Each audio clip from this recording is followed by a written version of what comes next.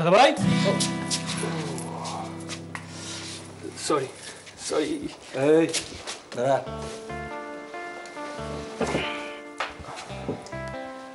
অত ফর্মালিটি করার কি আছে? হ্যাঁ, কি হয়েছে বল। না, তোকে মা তোকে নিচে ডাকছিল। মা এখনই যেতে হবে? না ঠিক আছে, তুই আস্তে আস্তে, আমি নিচে গিয়ে বলছি, তুই ফ্রেশ হয়ে আসছিস, ঠিক আছে?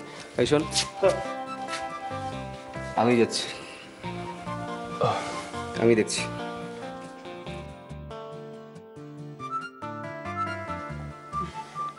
দাঁড়াও।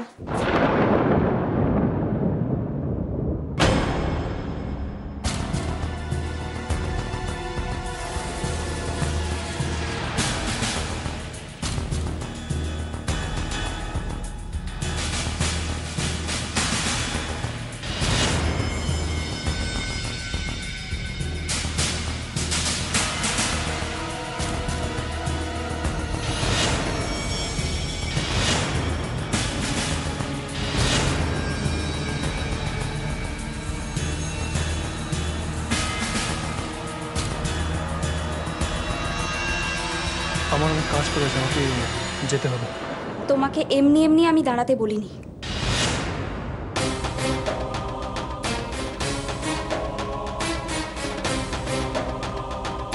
সেদিন মন্দিরে যেটা ঘটেছিল তার কারণ এটাই, তাই তো? তোমাকে বলেছিলাম সব ভুলে যেতে, আয়ুষী। তারপর কেন আবার? নিশ্চয়ই আবার করে কথাটা তোলার কোনো বিশেষ কারণ আছে।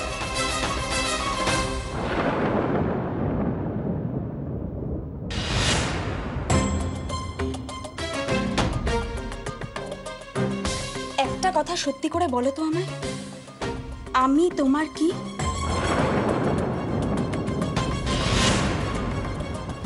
কি ভাবো তুমি আমায়?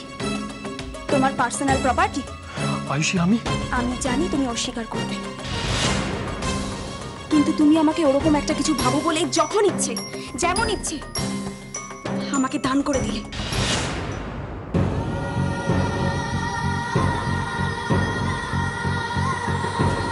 আমি না এসব কিছু জানতাম না, কিন্তু তুমি তো এসব কিছু জানতে।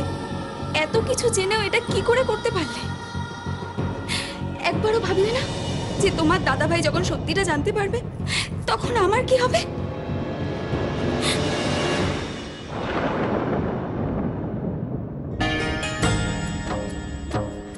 যদি কোনোদিন জানার ব্যাপার নেই, দাদা শোনা জানতে পারবেই। যদি মেঘলাও না জানায়, তাহলে জানাবার জন্য আমি তো আছি।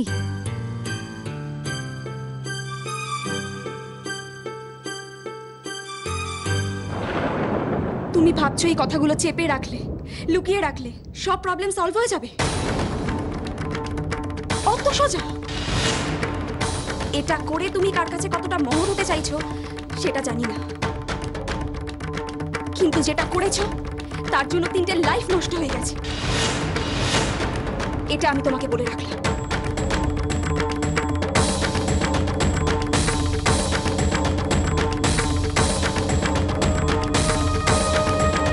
কিসের জন্য এত বড় শাস্তি আমায় দিলে উনি আমি জানি না, কিন্তু এখন আমি কি করব বলতে পারো?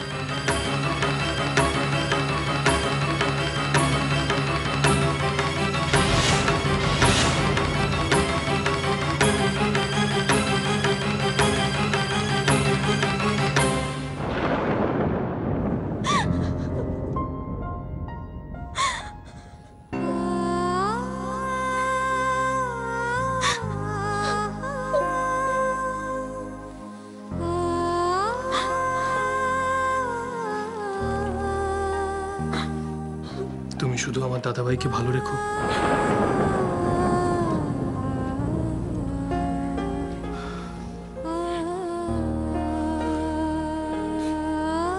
দেখো, যেটা হয়ে গেছে সেটা আমি তুমি কেউই বদলাতে পারবো না, কিন্তু কিন্তু আমার পেছন ঘুরে না তাকিয়ে। আমিও ভেবেছিলাম, কিন্তু এর পিছুটা এড়ানো কখনো সম্ভব নয় অনি। তোমার সাথে আমার যা ছিল সেটা কোনো দোষ ছিল না, কিন্তু সেই সত্যিটা যদি আজকে সবার সামনে আসে সেটা হবে সবচেয়ে বড় দোষ, তছনছ করে দেবে সবকিছু। আমি তোমাকে বলে রাখলাম অনি, এটা কখনো চাপা থাকে না।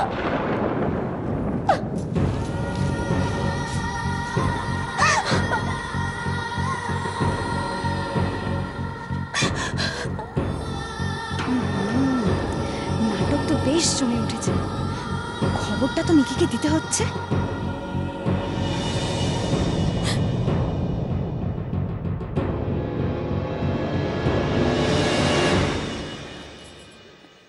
আমি তোমার সব কথা বুঝতে পারছি মোহনা, কিন্তু আমার কথাটাও তুমি বোঝার চেষ্টা করো। কারোর জীবনে তোমার প্রয়োজন আছে কি নেই আমি সেটা জানতে চাই না, কিন্তু আমি যে আর কোনোভাবেই আমার বোনকে হারাতে চাই না। দিদি ভাই, মোহনা, আয়ুষীর বিয়ে, সৈকতের অ্যাক্সিডেন্ট আমাকে বড্ড একলা করে দিয়েছে মোহনা। তারপর তুমি ফিরে এসেছো বলে আমি অনেকটা মনের জোর পেয়েছি। তুমি যদি আবার চলে যাও তাহলে প্লিজ মোহনা, আমাকে ছেড়ে চলে যেও না প্লিজ। বুঝতে পারছো না, আমি এখানে থেকে আর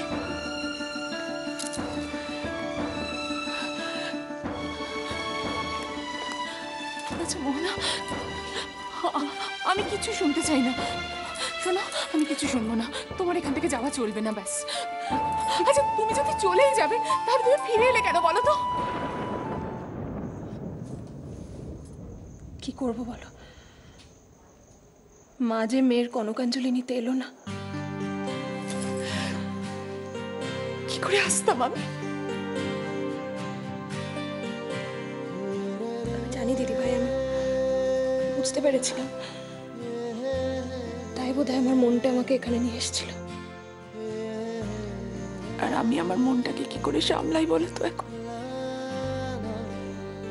সৈকত বাড়ি ফিরে না আসা পর্যন্ত আমার যে কিচ্ছু ভালো লাগছে না মোহনা।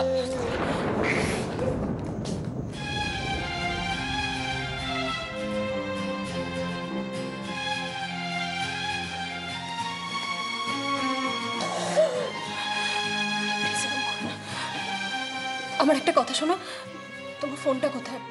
একবার আয়ুষকে ফোন করে কথা বলো না। না মোহনা,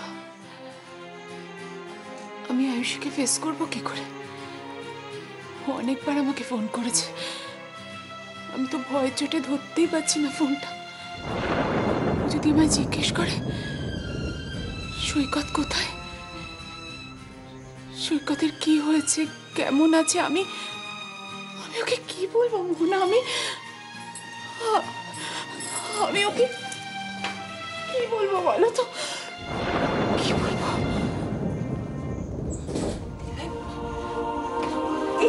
এই তো ছোট বৌদি, শোনো না, কালকের জন্য আমার এত আফসোস হচ্ছে না, আমি কি বলবো।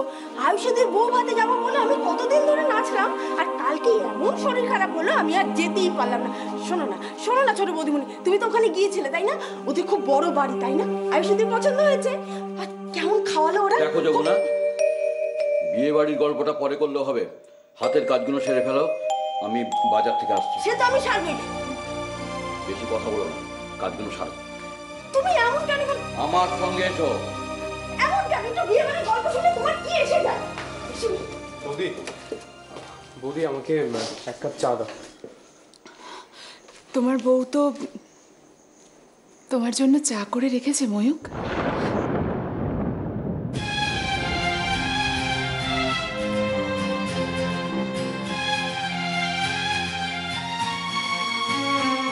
মোহনা, ময়ূক চা চাইছে, আমি আসছি।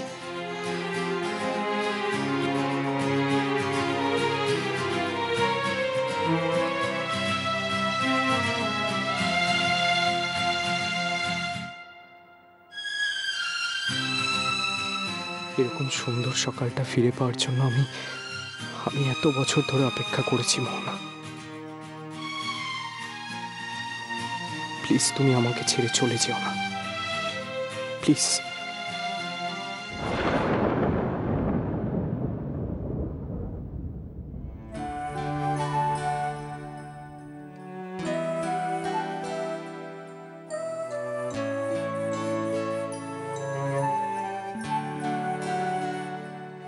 তুমি শুধু একবার মুখ ফুটে বলো ময়ূক, শুধু একবার বলো, আজও মোহনা তোমার জন্য সবকিছু করতে পারে।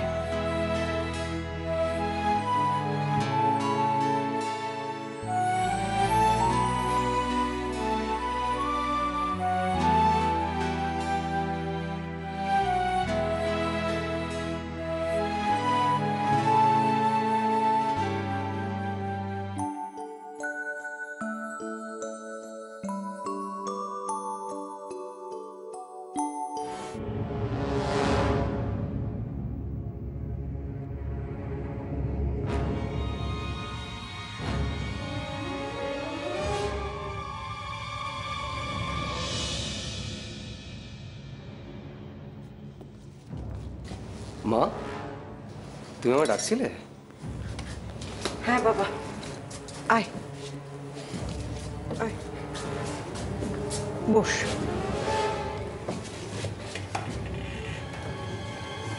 হ্যাঁ গো, কি বলবে ওকে বলো। হ্যাঁ, এক মিনিট। তুমি একটু ওর সঙ্গে কথা বলে আমি আসছি। হ্যাঁ, অনুকে একটু পাঠিয়ে দিও। কি বলবো বলছিলে বলো।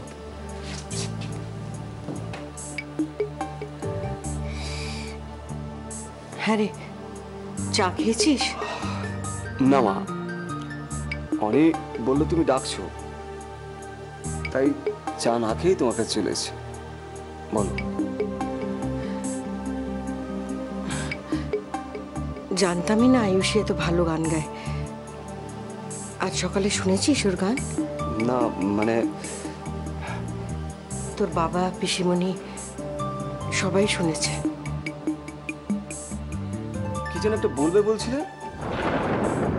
হ্যাঁ, আসলে তোকে যে কথাটা, ওই তো তোরা এসে গেছিস, তোরা ওর সঙ্গে একটু কথা বল, আমি চা নিয়ে আসি।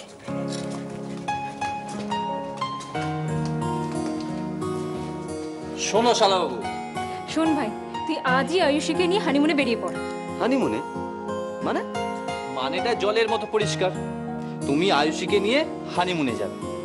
হ্যাঁ, কিন্তু এত তাড়াতাড়ি? নো চাপস ব্রাদার, বাবা মার পারমিশন নিয়ে সমস্ত অ্যারেঞ্জমেন্ট করে দিয়েছি। ওকে শোন ভাই, কোনো কিন্তু শুনবো না। সৌভিক সমস্ত ব্যবস্থা করে রেখেছে, তুই আর আয়ুষী আজকে হানিমুনে বেরোচ্ছিস, ব্যাস। কি রে, তোর ভাই রাজি হলো? মা, মা তুমিও? যা না বাবা, একটু আয়ুষীকে নিয়ে ঘুরে আয় না। আর কোনো কিন্তু নাই, যাও রেডি হয়ে নাও, চাটা নাও, যাও যাও যাও যাও যাও।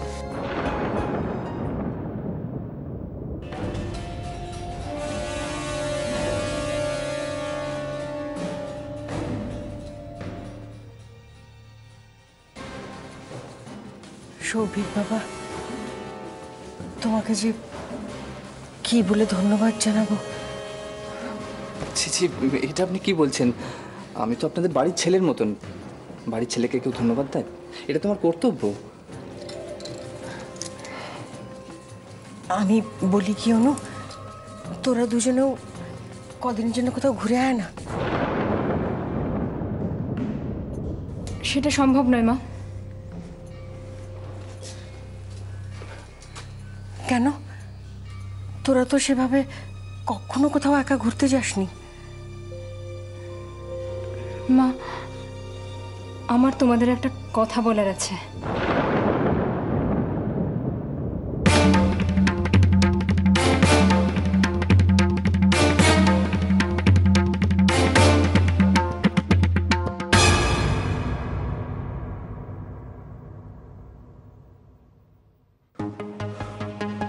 ঠিক বলেছো তুমি। যদি যদি দাদাভাই এসব জানতে পারে তাহলে তো। জানলে কি হবে সেই ধারণা আমার আছে অনি। এবার তুমি বলো, আমার কি করা উচিত? তোমার কথা মতো সত্যিটাকে চেপে রাখবো, নাকি একটা সর্বনাশ হওয়ার আগে তোমার দাদাভাইকে সব কথা খুলে বলবো? না আয়ুষী, না, দাদাভাইকে কিচ্ছু জানানো যাবে না। ও জানতে পারলে ও শেষ হয়ে যাবে।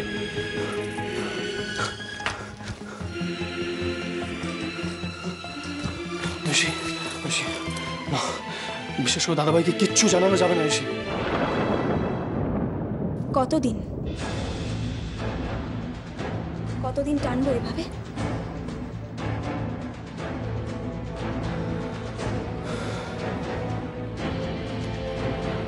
এই প্রবলেম সলভ হওয়ার একটাই রাস্তা আছে, আমার এই বাড়ি ছেড়ে চলে যাওয়া। আয়ুষী, আমি বিয়ের আগেই চলে যাব ভেবেছিলাম, যেতে পারিনি। কিন্তু এখন তুমি ভেবেচিন্তে যে কাজগুলো করেছো তার একটাও ঠিক করে করে উঠতে পারোনি। আর তুমি এখানে থাকো কি চলে যাও তাতে কিচ্ছু এসে যায় না। এই প্রবলেম কোনো দিনও সলভ হবে না।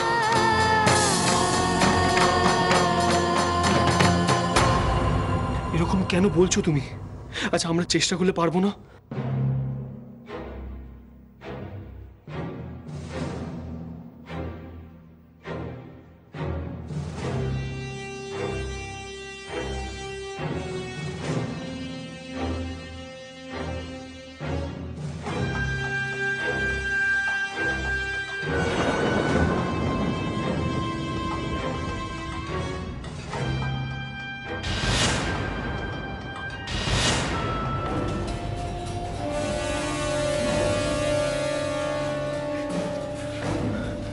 এটা এখানে কি করে এলো? এবার মনে হচ্ছে এগুলো সলভ হওয়ার মতো কোনো প্রবলেম? কিন্তু এই ছবিগুলো এখানে কি করে এলো সেটা বড় কথা নয়। কথাটা হচ্ছে তোমার দাদাভাই আজ নয় কাল ঠিক জানতে পারবে, আর সেটা ওকে কে বলবে জানো?